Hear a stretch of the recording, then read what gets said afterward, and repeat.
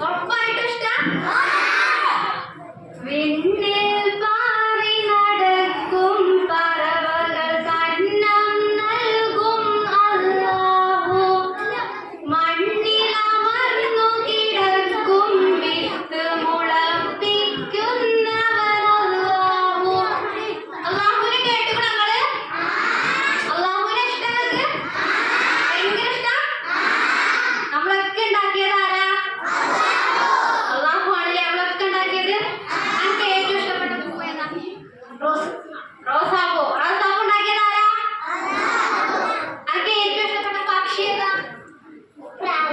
പ്രാവ്. പ്രാവിനെ ഉണ്ടാക്കിയത് ആരാ? അല്ലാഹു ആണ്. അപ്പൊ എല്ലാത്തിനെയും ഉണ്ടാക്കിയത് അല്ലേ?